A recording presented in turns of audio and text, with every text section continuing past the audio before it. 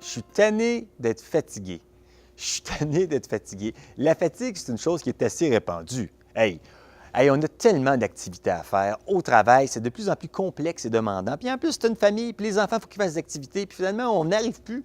Puis il faut continuer. Fait que là, notre corps ne suit plus. Fait que dans ce temps-là, qu'est-ce qu'on fait? On compense, on commence avec la vitamine C. Si ça ne marche pas, on prend d'autres choses. Puis finalement, on se rend un mur, puis on est épuisé. Puis là, on se dit, mais je ne peux pas faire autrement. C'est impossible d'y arriver. Mais moi, j'amène l'idée.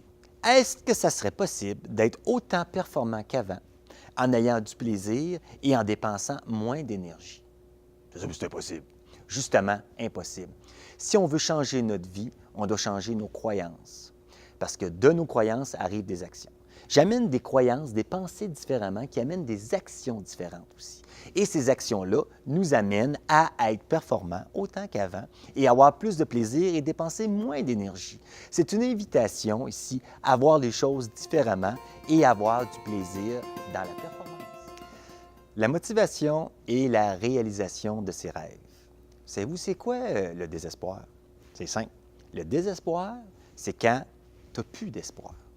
Et là, tu deviens comme un être humain, un zombie, une coquille vide, qui se lève le matin puis qui avance, qui ne sait plus trop pourquoi. C'est très facile de devenir comme ça. Oui. Pourquoi?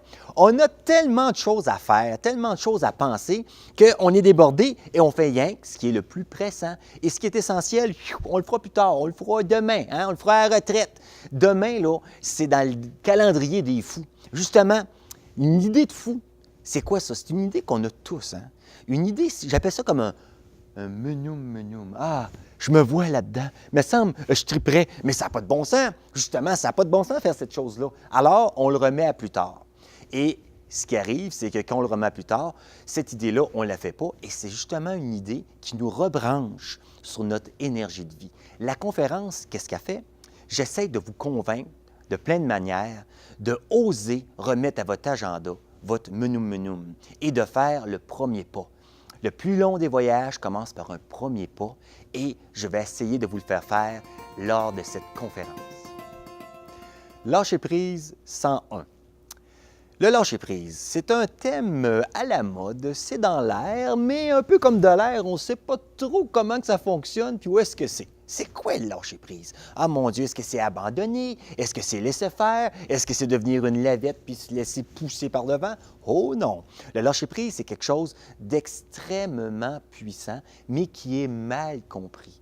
Alors, on se fait souvent dire « lâche pas! Hey, lâche pas! On va l'avoir! » Puis moi, j'arrive puis je dis « lâcher prise, qu'est-ce que c'est que ça? » Justement, dans la conférence, j'explique la différence entre persévérer et s'obstiner. Il y a un chemin qui va vers la croissance, puis un chemin qui va vers la souffrance.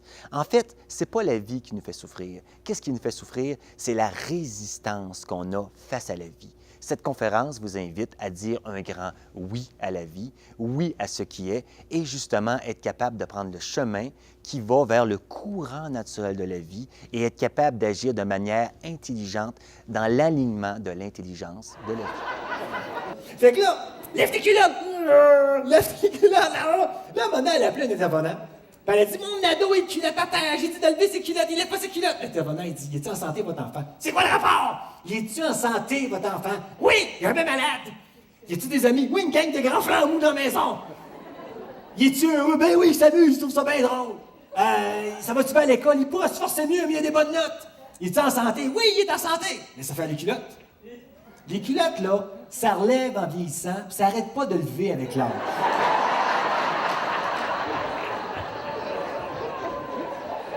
Mais ça fait les culottes. Concentrez-vous sur ce que vous aimez. Ce sur quoi tu portes ton attention, ça grandit. OK? Exemple, j'écoutais un film avec Suzanne. On avait un grand écran de TV, HD, tout ça, puis là, on écoutait ça, film d'action. Tout d'un coup, j'étais là, j'entendais... Je me lève. J'arrête le film. Suzanne a dit, qu'est-ce qu'il y a? Mais tu l'entends pas. Quoi? Elle ben dégoûte. Quoi? Elle ben dégoûte. J'arrête le bain, je reviens, on part le film. Elle l'entendait-tu? Non, elle portait son attention sur ce qu'elle voyait, ce qu'elle aimait. Donc, on a tous un collègue qui dégoûte.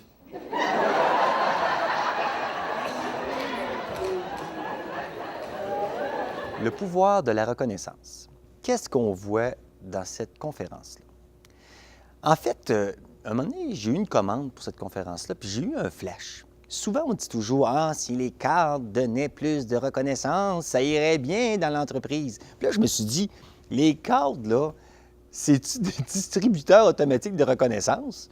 Puis si oui, y a-t-il rien que ça à faire d'une journée? J'ai dit: non, ça marche pas, ça. Parce que quand on attend après les cadres ou les autres, à un moment donné, ils nous donnent la reconnaissance. C'est bon, ça fait 5 ans, j'attends.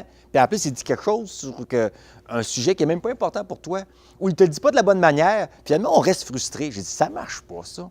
On peut s'y prendre autrement pour avoir de la reconnaissance, parce que c'est très important, la reconnaissance. Puis là, j'ai eu un flash.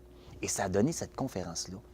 Donc, mon flash, c'est au lieu d'attendre après les autres, puis être dépendant après les autres, un peu comme si on était un enfant face aux parents, pourquoi pas reprendre le pouvoir de la reconnaissance et l'amener dans notre vie. Et là, on devient autonome là-dedans. Et en plus, j'explique comment faire, puis j'explique aussi